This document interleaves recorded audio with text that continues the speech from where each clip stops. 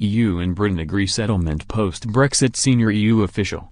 Brussels, Reuters. The European Union has agreed a financial settlement with Britain, a senior EU official told Reuters on Thursday, under which London has committed to paying a set share of EU budgets after Britain has left the bloc. Following reports of British offers in recent days, EU negotiators have insisted publicly that work is continuing on the financial deal, as both sides also push to reach accords on two other key divorce conditions before a crunch meeting on Monday. The official offer has not been submitted, but unofficially it has been agreed to such an extent that if no one decides to stage a last-minute complete turnaround, everything will be okay, the official said.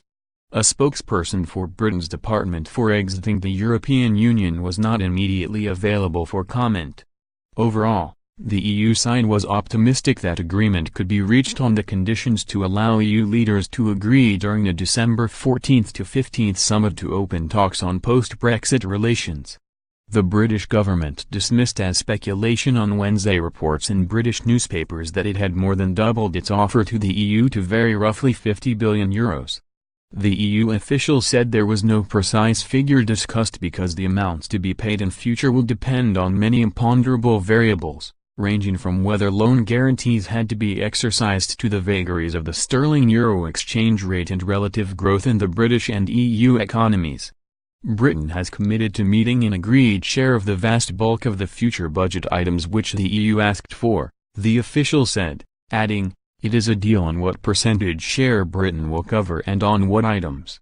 Suitable, fair price among key budget lines that Britain has committed to was covering a share of disbursements from the EU budget in years beyond the current 7-year EU budget ending in 2020.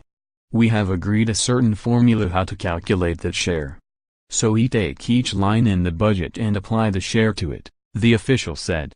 British Prime Minister Theresa May had said Britain would pay its full share of the budget to the end of 2020, the point at which the EU expects roughly to end a transition period, during which Britain will effectively keep all its obligations and most rights in the EU after Brexit in March 2019, while losing its vote on laws.